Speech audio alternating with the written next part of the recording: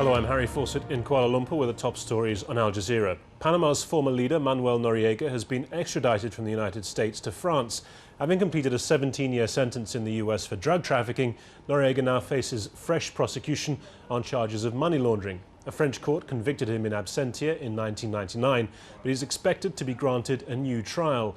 The 76-year-old has spent the last 3 years fighting his extradition, which lawyers say violates his rights.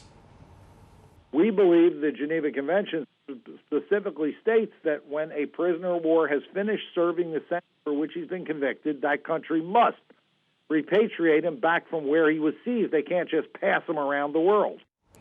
Sudan's President Omar al-Bashir has been declared the winner of the presidential elections held earlier this month. Election monitors said the poll was riddled with fraud and violence. In South Sudan, the head of the semi-government there, Salva Kiir, also retained his post.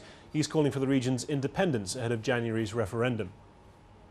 Rail services in Thailand's capital Bangkok are returning to normal after anti-government protesters briefly stopped traffic by breaking into a downtown station and throwing tyres onto the tracks. Armed soldiers are now in the city guarding the stations.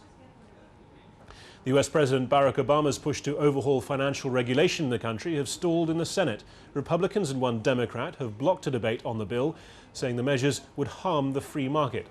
The reforms aim to create a consumer protection agency and give the government the power to dismantle firms that run into trouble.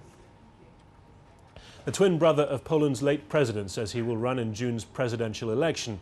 Jarosław Kaczynski says he wants to continue his brother's mission. He will represent the right-wing opposition Law and Justice Party. Lech Kaczynski was among 96 people killed in a plane crash in western Russia on April the 10th.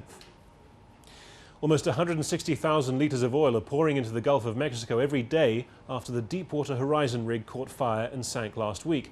Rescue teams warn the nearly 5,000 square kilometre oil slick could reach the US Gulf Coast in 3 days. Heavy seas have hampered the efforts to contain the spill.